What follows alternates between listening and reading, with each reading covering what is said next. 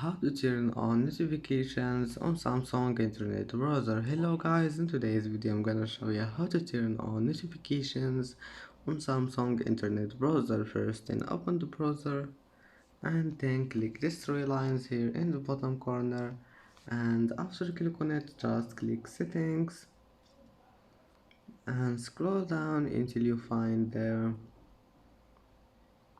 this this one here, sites and downloads, and now click this one, notifications, and click these three points in the top corner and click notification settings.